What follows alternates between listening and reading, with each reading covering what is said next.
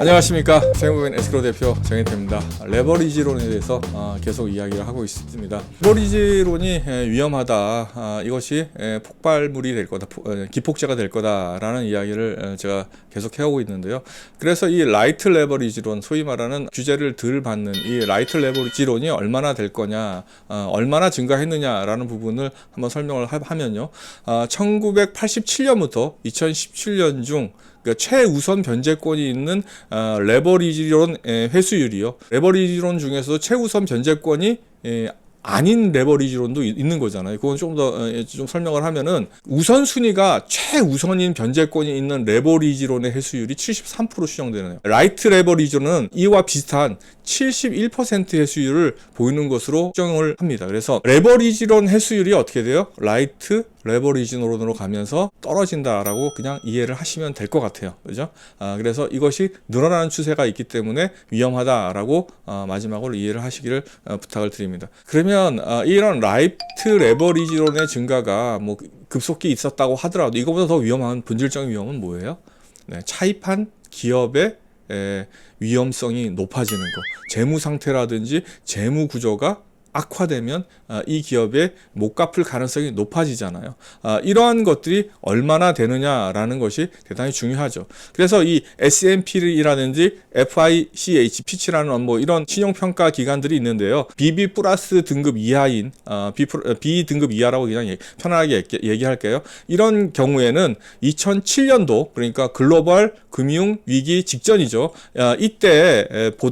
이때는 신규 대출이 전체의 한 65%가 레버리지론이었다고 하면은, 그죠? 2018년에는 한 75% 정도라고 S&P는 얘기합니다. 피치라는 신용등급 회사는 아니야, 86%야 라고 더 높게 추정을 합니다. 이런 신용등급 회사들은 그래서 이래서 어떻다는 얘기예요? 레버리지론으로 인한 채무 불이행에 인해서 자금 손실을 엄청나게 볼 것이다 라고 부정적인 평가를 하고 있다라는 것입니다. 횟수도 많아지고 뭐 금액도 많아지고 뭐 규제도 약해지고 이런 상황들이 벌어지고 있다라는 거고요. 두 번째는 부채 쿠션 이야기를 좀 할게요. 부채 쿠션이라는 게 어떤 거냐면 이런 거예요. 내가 경매를 집행하는 법원이다. 또 내가 국세 채권을 구현하는 국세청이다라고 생각해 볼게요. 그런데 기업을 대상으로다가 이제 똑같은 거죠. 대상이 이제 법원이냐, 국세청이냐, 아니면 다른 뭐 채권자냐, 그죠? 아까 얘기했던 기업에 대출하는 채권자냐, 똑같은 개념이기 때문에 좀 더 쉬우라고 제가 얘기를 했어요. 법원이다 많이 생각해 볼게요. 법원이라고 생각하면은 이런 거예요. 물건이 있어요. 물건이 뭐 지금은 기업인 거죠, 그죠? 기업의 자산인 거죠. 그 기업의 자산에 대해서 1순위, 2순위, 3순위 뭐 이런 걸 매겨놔요. 우리가 부동산이 쉬울 것 같아서 부동산을 가지고 개념을 들게요. 부동산에 딱 보면은 거기에 근저당 이렇게 쓰여 있잖아요. 이 근저당은 어때요? 그 물건에 대해서 순위가 다 정해져 있어요. 부채 쿠션이 높다라는 건 뭐예요? 레버리지론이 뭐 2순위라고 하더라도 3순위, 4순위, 5순위 이런 채권들이 많으면 이게 쿠션이 높은 거죠. 많은 거지. 그죠? 지금은 레버리지론 딱 하나밖에 없어. 그럼 쿠션이 있어요, 없어요? 없죠. 무슨 얘기냐면은 이런 거예요. 선순위와 상관없이 쿠션이 많다라는 거는 선순위가 있다고 하더라도 일반적으로 누군가 대출을 빌려 간다라는 건 이 기업의 가치가 있다라는 거잖아요. 그죠? 후순위 쿠션이 많다라는 거는 이런 거예요.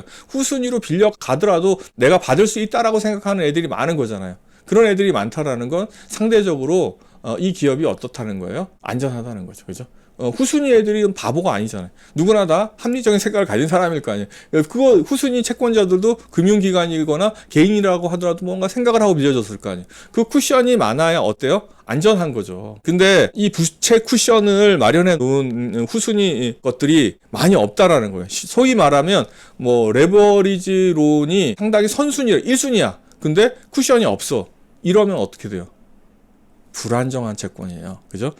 그래서 이런 게 어느 정도라고 이제 얘기를 하냐면 자료에서는 레버리지론 차익 기업의 부채 쿠션은 2018년 총 부채 금액의 21%로 글로벌 금융 위기 전보다 8% 하락한 거예요. 8% 하락한 규모라는 것만 기억을 하시고 쿠션이 8%가 줄었다고 생각하면 되죠. 그죠? 8%가 줄었다라는 건 총 100%로 놓고 봤을 때 상당히 비중이 큰 거예요. 그죠? 이거는 전체적인 면에서 어떻게 돼요? 더 부도 위험성이 많아졌다. 자료를 보면 최우선 변제권이 있는 레버리지론보다 후순위 부채를 보유하지 않은, 그죠? 후순위 부채가 아예 없는 게 2007년 전체의 18%밖에 안 됐는데 지금 2018년에는요. 그러니까 글로벌 금융 위기 이전에는 18%였는데 지금 27%로 늘었대요. 그죠? 아예 이거는 그죠? 쿠션이 없는 놈들 얘기한 거예요. 그죠? 그게 18%밖에 안 됐는데 이제는 27% 늘었어요. 그러면 위험해진 거예요. 그죠? 위험해졌다라고 이해를 하시면 됩니다. 그리고 이제 국제 신용 평가사들이 뭐 이제 RR 뭐 1, 2, 3 뭐 이런 것들을 해요. 그래서 회수율을 기준으로 해 가지고 R3까지가 50%예요. R1 같은 경우에는 회수율이 100%에서 90% 사이. 뭐 R2는 70에서 90, R3는 70에서 50 뭐 이런 식으로 회수율을 가지고 지네들의 어떤 그거를 해 놨는데 이 회수율이 낮은 R3 이하의 어떤 비중이 상당히 높아졌다라고 그랬어요. 2014년부터 2016년까지 R3죠. R3의 비중이 40%를 유지했는데 2017년 그죠? 1년 후에 2분기에 50%를 넘어서서 지속적으로 증가하고 있고요. 2018년 4분기 작년이죠. 60%를 상회하고 있대요. 2016년까지 얼마에 40%대를 유지했는데 지금 60%를 상회하고 있으니까 지금 더 늘었겠죠. 이제 뇌관에서 드디어 이제 뇌관 요 사이가 좁아지고 있어요. 폭발할 것만 남은 것 같아. 그리고 레버리지론의 차입 기업의 부채 상환 능력이 과대평가됐을 가능성이 많아요. 왜 그러냐면요. 제가 그 재무 비율 이야기를 했는데 그 재무 비율이라는 게 어때요? 실현 기준이에요?